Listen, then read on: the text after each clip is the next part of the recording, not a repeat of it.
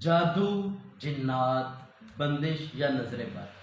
اگر آپ یہ چاہتے ہیں کہ اپنے معمولات میں، روزمرہ زندگی میں ان کے اثرات سے محفوظ رہ سکیں تو اس کے لیے سب سے آسان، مجرب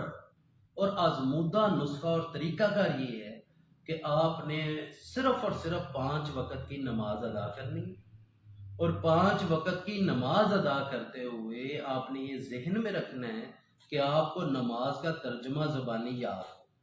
اور جب آپ ہاتھ باندھ کے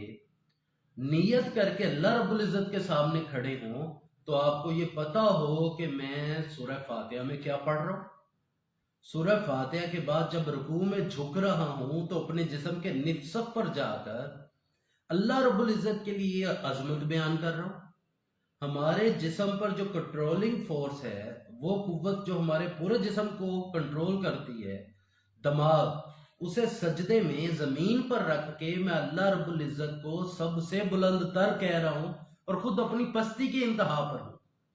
جب ہم یہ سارا کام دانستہ شعوری طور پر اللہ رب العزت کے سامنے کرتے ہیں تو اسی کو عبادت کہتے ہیں، اور جب ہم یہ بغیر سمجھے کرتے ہیں تو اسے بیرون نمازیں کہتے ہیں۔ تو اگر ہم اللہ رب العزت کی عبادت، اللہ کی بندگی، اللہ کے سامنے کھڑے ہو کر شعوری طور پر پورے مفاہیم کو سمجھتے ہوئے ادا کریں گے تو یہ یقین رکھیے گا کہ آپ پر کسی بھی قسم کا جادو،